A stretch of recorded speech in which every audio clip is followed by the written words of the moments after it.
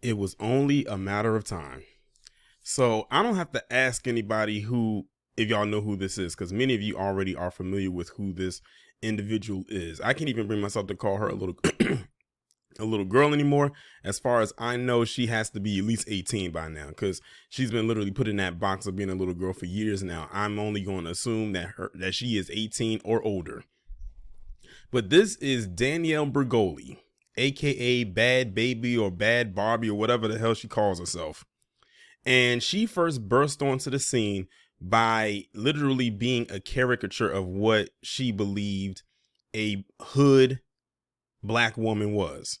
You know, she was the one that came up with that infamous phrase, "Cash me outside, how about that?" And then everybody, unfortunately, especially a lot of black people, latched right onto it and started to say that quote and that phrase, and it literally got attached to her. And she was, like I said, she was on Dr. Phil. And she became famous pretty much almost overnight just for being on that episode. And then after that, a lot of executives, like record producers, wanted to work with her out the blue, and it was just the weirdest thing. And it's like, oh great, now she's never going to go away. She's going to stick around, and we're always going to have to hear about her, whether we don't want her to be relevant or not. Someone out there is going to keep this little girl, at the time, relevant in some capacity. Now, I'm not exactly sure when this picture of her was taken, but this was definitely after she started to gain, I guess you could say, some fame. Because if you look at her pictures before this and how this picture looks right now, at this current picture, they're like two different images. And as you can see by the poster in the background, she's definitely at some kind of a premiere for a movie of some sort. I'm not sure what movie it is that right now, that's besides the point. But this is after she's gotten a little money and some fun and some fame. She was put into a lot of rappers' videos. I don't know if like as a video girl or, rapping herself. But you had a lot of people that were propping her up and literally keeping her relevant when she didn't need to be. Then fast forward to last year, or maybe the year before last, when a lot of people were starting to use OnlyFans. You had a lot of people that started using OnlyFans. Now, here's the crazy part. I had knew about OnlyFans existence probably the year prior, but it wasn't out there like it is now. Thanks to the pandemic, more so than anything, and people needing money because they couldn't go to work because of the lockdown, OnlyFans literally grew in popularity, and to the point where it is right now. And one of the people that hopped onto OnlyFans was her. Do you know that this girl or this young lady had some of the fastest growth of subscriptions out of anybody who ever used the platform before, during, or after her? Like, she literally made, like, I think they said $1 million in like a day from OnlyFans, from people subscribing to her. And I bet you was probably a lot of simps that was subscribing to her content. And that seems real creepish in nature considering how young she is. And it's like, I just have the feeling that many of the people that subscribe to her aren't even in her age bracket. These are, in my opinion, a lot of older men, probably some closer to my age, maybe even older. Of course, some in their 20s as well. But I doubt that it was a lot of teenagers that were doing it, especially if they don't have a card to put on the account. But yeah, she literally blew up on OnlyFans and made like $1 million in like a day or a week. It was in a very short time span, and she became one of the most profitable people on that site. Only God knows what she posted up there. But knowing how many people flocked to her, she probably could have posted a picture of her feet and people would have hit that subscribe button or hit that subscription button, because it really wouldn't have taken much. And she knows that. There was even a time when she even got into it with this other PC girl, chick, or whatever, who also was being the caricature of what they thought a hood black woman was. I forgot what her name was. I know someone down in the comment section is going to leave what that Whoa Vicky, that was her name. Whoa Vicky. Yeah. Another one that just kind of popped up and was trying to do the whole blaccent thing and try to say, I think Whoa Vicky even went to the extreme to try to say that she was mixed, but we was like, come on now. Really? Absolutely not. And the thing is, when you look up like Danielle Bregoli's like background, you could tell that her mother was the one that was pimping her out, almost like on some Kris Jenner to the Kim Kardashian type of thing. Because her dad was all against this. He was like, why is the mother of his child allowing his child to go out and act in the way that she does? The dad was really trying to get her away from her mother because her mother was the one that was quote unquote pimping her out and trying to get her to a level of fame so the mother could be comfortable. Y'all can go back and look this up because I remember doing a video talking about that a while ago. This was probably pre-Woo It. So you're talking about maybe 2019 when I spoke about this. But you don't really ever hear from the dad like that. It's almost like he's really low key. You don't really hear from the mother either. It's just really her. But over time, you know, her relevancy started to die down. No one's really checking for her like that. You know, a lot of people didn't even know her name was Danielle Bregoli. They just only knew her by Bad Baby or Bad Bobby or whatever they call, or whatever, how you pronounce it. But recently, she has managed to reemerge out of her little cocoon of irrelevancy and post something on social media that had everybody literally talking about it. Maybe not everybody, but you know, it's an over exaggeration, but a lot of people talking about this new look that she has. Now, keep in mind, this is how many people recognize her, you know, when they see her. This is how they will recognize her. But however, recently she has debuted a new look that has her looking very unrecognizable. This is her now. I know it's a far cry from the first picture. This individual literally pulled the Kylie Jenner. Y'all remember Kylie Jenner, how she, if y'all pull up a picture of Kylie Jenner from 10 years ago, from 2012, and look at how Kylie Jenner looks now, they look like two different people. I promise you that. Just do it, like on your own spare time. Just go in on YouTube, not YouTube, on Google, and type in Kylie Jenner like 2012 and then Kylie Jenner 2022, and their faces look completely different. And you can't tell me she ain't had no work done, because she definitely has some work done head to toe, especially in the face. But back to Danielle Bregoli. Now look at her right here. She looks very unnatural. When I first saw this picture, I said, is she human? Because she almost looks like an AI robot. But besides that, let's talk about the obvious. Her skin tone is darker. Her lips are more fuller. She has blonde hair. This is blackface, ladies and gentlemen. Well, mine's the blonde hair, but this is blackface. For those of you who are unaware of what I'm getting at. I mean, she has this dark makeup on to make her skin appear more darker, to the point where she's either brown skin or at most trying to appear like she's mixed. She has definitely had fillers done to her lips, because if you look at the other picture, her lips are nowhere near that big or that plump. I can only imagine what she's done to her body. Now, this is just the face card. But she looks completely different. She looks nothing like her original self. Now, I don't know if she had work done in the sense of, did she get plastic surgery to structure her face to look this way? Or did she just put all this makeup on, this darker makeup on, and when she takes it off, she still looks like her original self? But looking at this picture right here, I'm almost certain she probably did have some work done. And I'm gonna be honest, her head almost doesn't match her body. Like, look at her head and her face and look around her neck region. It looks like a mannequin that took the head off of one mannequin and put it onto another.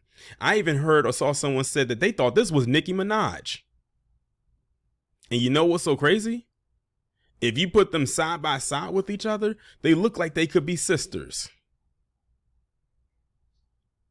This is blackface, ladies and gentlemen. What did Paul Mooney say? Infamous, that famous line he gave: everybody want to be a nigga, but don't nobody want to be a nigga. Basically saying everybody wants to bite off of black people and black culture, but when black people are dealing with the stuff that black people do deal with, especially when it comes to systemic racism, police brutality, and whatever else we deal with in this establishment, then it's like, oh, I got to run back to whiteness. Now, I believe Danielle, she's Italian. That last name just screams Italian to me. But you know, Italians, they've been PC for the last 100+ years. They got their PC card at the turn of the century, basically, and haven't looked back since. Because at one point they were thrown into the nigga category with us. But the minute that PC gave them that gift of whiteness, they said deuces and ran for the hills and stayed right there. And you know what? Her doing this, I'm not surprised that she did it. Actually, I'm more shocked that she hasn't done it sooner. Because when you look at how she talks, how she, when she's being around all these rappers, when she's rapping herself, how she acts, she literally feels in her mind that she is black. But what's sad is that this imagery and all the stuff that she says and does, and up until this point, to give her some form of fame, that's not the catalyst for every black person, but that's the image that they put out to represent every black person. Every black person does not fall into the category in which she's pushing out there, or any of these other individuals out there. That's why I can't get into, K-pop and all of those stuff like that, because that's nothing but biting off of black culture anyway, with the rapping and the dancing and the singing. Listen to how they sing and how they rap and even how they dance. And then listen to how R&B acts, especially, and even hip-hop acts of back in the day, like even in the early 2000s, in the 90s, sounded. They literally are a carbon copy of that, and I don't get how people don't understand what that is. It would be flattery if they actually acknowledge where they got it from. I don't know not one of these damn K-pop groups, or the only one I've ever heard of was that BTS one, because I believe they're the most popular one out of all the ones they have, because they have so many. I remember watching a documentary or some kind of a special years ago. When I say years ago, I'm talking about when I was probably getting ready to graduate high school, going to college. So this is around 07, where it was some girls over in Japan who were immersed into hip hop culture to the point where they would start darkening up their skin and wearing braids and dressing a certain way, talking a certain way. And it's crazy because with their accent so thick, it sounded so weird for them to try to speak quote unquote Ebonics, but they tried it anyway. And who they would listen to and who they would hang out with and all types of stuff like that. And it probably irked their soul that they lived over in Japan. It wasn't really a lot of black boys around for them to mess with, because over there it's mainly just them. So for them, they probably all they could do was really fantasize or come across an Asian boy who was immersed in the culture as well, who acted black, or threw on the black scent like that nuisance Aquafina. That's basically what they were. They were little Aquafinas before Aquafina was a thing. Another person who was a culture vulture. And when you call them out on it, then they try to say that we're wrong. But that's the scary part about the vulturing of a culture, is that they do it long enough years from now, the way these PCs love to rewrite history, or as I like to call it, rewrite history. They'll tell you that they were the ones that came up with it. I mean, they will go the distance. And another person I also blame for this too is Rachel Dolezal, because I believe we learned about Rachel Dolezal before we knew about her. Rachel Dolezal, we know, is a whole PC woman and was running around here with the NAACP claiming she was black, getting all these, grants and scholarships that could have been meant for a black student at Howard. And She got exposed. Until this day, into almost 10 years of us being familiar with this woman, she still claims she's black. Even though her parents, who are both PC, exposed her, more so her dad than anything. We saw a picture of her when she was younger. She was this lily white girl with blue eyes and long blonde hair. And the only way she could cover her tracks when it comes to her kids is she had to hook up and procreate with a black man. Because if she did it with a white man, well, you know how genetics work. But yeah, as far as this goes, like I said, I didn't even bother reading an article because I really don't want to hear a reason as to why she's doing what she's doing. If she even released a statement, I don't want to read anything about what she's going to say, because I know it's probably going to have some kind of smart alecky attitude response to it, because that's just who she is. She's really reckless with her mouth. And I have a feeling that she's going to come across the wrong one day, and that might be it. I mean, I hope not, but she just screams that she's going to do that. She tells me, something just tells me she's going to come across the wrong person. But then again, with as many passes as people have been giving her over the years, she might come across the right that person, and they may want to be her friend. Maybe possibly for clout, just to say, hey, I'm hanging out with Bad Baby or Danielle Bregoli. Now, me being seen with her, now I can get my clout up. Unfortunately, we live in a generation now where that is, the thing. And to prove that, when I was looking at some of the comments under her picture when it was posted on Twitter, because that's where I saw it, you had some of these fools out here literally saying she looks good, she looks nice, she looks better than before. That's the same thing that these idiots said when it came to Kylie Jenner. Oh, you know what? She looks better. She looks good. She needed that surgery. She needed that upgrade. And what's even more sad about it when it comes to Kylie Jenner is that you had some black girls out there, my goodness, did something called the Kylie Jenner Challenge. And I'm like, what in the world is the Kylie Jenner Challenge? Basically, what it was you had black girls, mainly mainly black girls that I saw doing it.